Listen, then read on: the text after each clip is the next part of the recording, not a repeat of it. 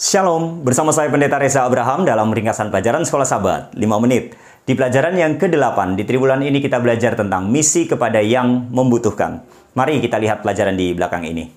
Saya memulai dengan yang pertama, metode Yesus. Ini pelajaran hari Senin, di mana tulisan Roh Nubuat mencatat ada 5 langkah yang Yesus lakukan ketika dia menjadi manusia untuk menjangkau orang atau untuk menjalankan misi. Apa saja metode Yesus? Langkah-langkahnya ada 5. Yang pertama, bergaul dan bersahabat dengan mereka.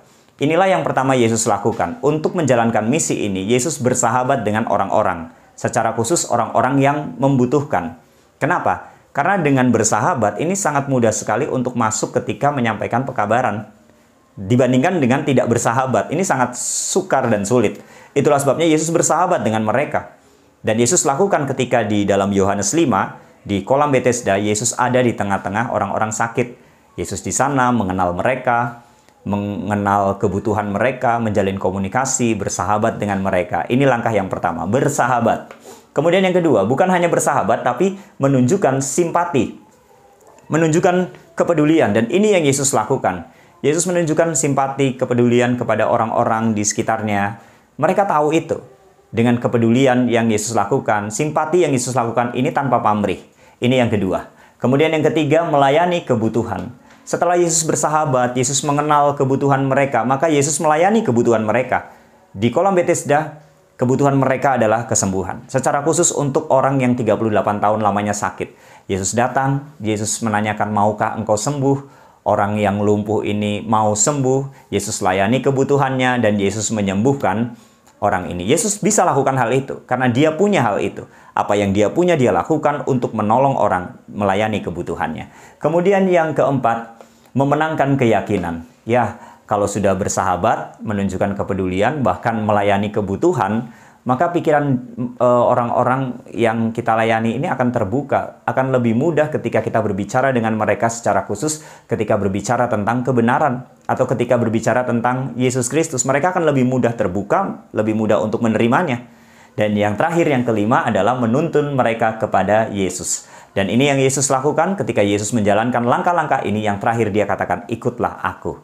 Jadi menuntun kepada Yesus. Jadi ini metode Yesus. Ada 5 langkah yang dilakukan dan ini sangat berhasil dalam menjangkau manusia.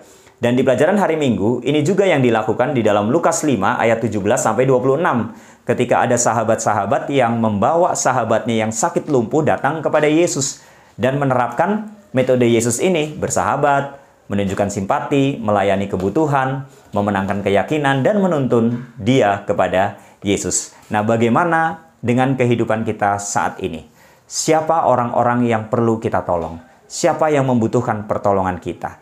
Di dalam pelajaran hari Selasa dan hari Rabu, siapa yang memerlukan pertolongan dicatat di sana? Yang pertama, para pengungsi atau para imigran. Orang-orang yang mungkin di negaranya terjadi perang, mereka mengungsi ke negara lain. Tapi di Indonesia ini mungkin jarang ya, atau bahkan mungkin tidak ada. Kita bisa terapkan kepada para pengungsi yang oleh karena bencana alam, gunung meletus, atau ada banjir. Ini orang-orang yang memerlukan pertolongan. Kemudian yang kedua di pelajaran hari Rabu, yang tersakiti. Siapa saja yang tersakiti? Ya, orang sakit. Kemudian orang yang mungkin sedang depresi oleh karena masalah. Orang yang memiliki masalah dalam rumah tangganya. Orang yang miskin. Itulah orang-orang yang memerlukan pertolongan kita dalam menjangkau mereka untuk misi.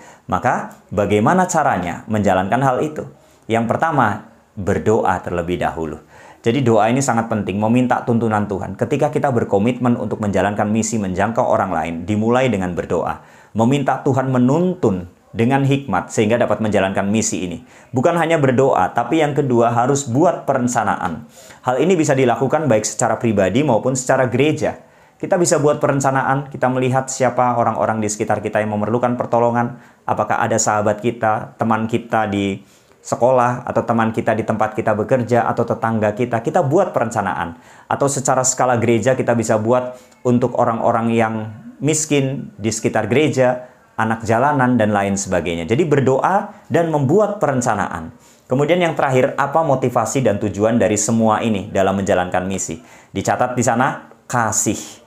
Orang-orang yang percaya kepada Yesus adalah orang-orang yang dipanggil untuk menjalankan misi ini, menolong orang lain yang membutuhkan. Meskipun kita tidak tahu motivasi orang itu.